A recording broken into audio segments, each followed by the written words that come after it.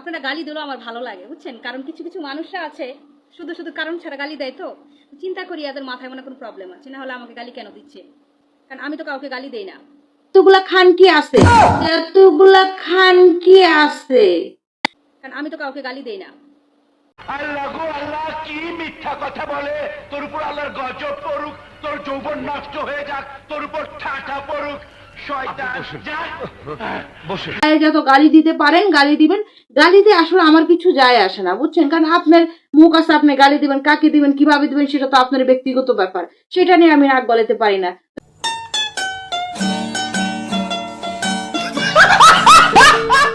Hi everyone, আসসালামু আলাইকুম। আমি রিঙ্কু নিউট্রেস স্পেস থেকে অনন্যা রহমান রিঙ্কু বলছি।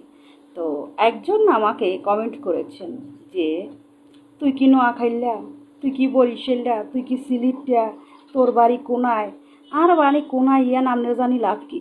হ্যাঁ, আমি বরিশালে হইতে পারি, নোয়াখাইলে হইতে পারি। আর সবচেয়ে মূলত কথা, একটা মানুষের বাড়ি কয়টা হইতে পারে? হ্যাঁ, আর আর জামাই খাইতে দেয় না। আর একটা কমেন্ট করছেন আপনি যে আর তোর জামাই কি তোর খাইতে দেন না? আর জামাই যদি খাইতে না দেয় আপনি কি আমার দিবেননি? আপনি আর কি কইতে চান? তো কথা হইলো যে আপনি যে আমার উল্টাপাল্টা কমেন্ট করেন, মানে কারণটা কি? আর মেসেঞ্জারে আপনার কি?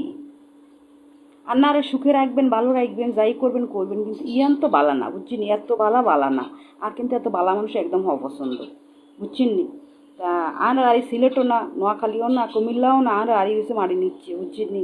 যেখানে গেলে একবার আর কেউ কিছু লাগে না, যে এত টাকা পয়সা থাকবেন তা ফিরে দেওয়া যাইবে না। ওইখানে আমার বাড়ি, যাইবে না, বুঝছেন তো? মুই কী কইতে চাইতে আছি, আপনারা কি বুঝবেন?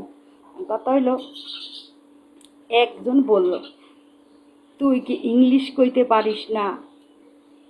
ইংলিশ কইতে পারি না আমি, আসলে ইংলিশ আবার কয় কেমন, এটাও তো কথা। তো ইংলিশ কইতে পারি না, ইংলিশ আর ব্যাংলিশ। ওই যে কার কথা জানি বললো, একটা পেজের কথা বললো, উনি তো খুব ইংলিশ বলে, আইসা ড্রাগন খায়। আমি আসলে কি জানেন, আমি তো ড্রাগন কি এটা জানি না।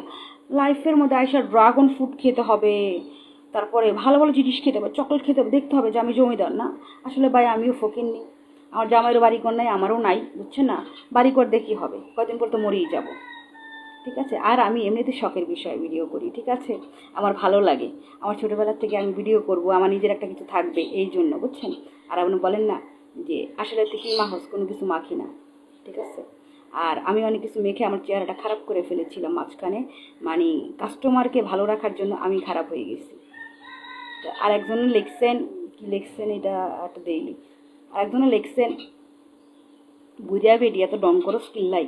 বাবারে বাবা, আর কিল্লাই লিখছে, সেটা কি লাই, কিল্লাই কিল্লাই, ও মা গো, বুড়া বেডি এত ডং করে কিল্লিগা।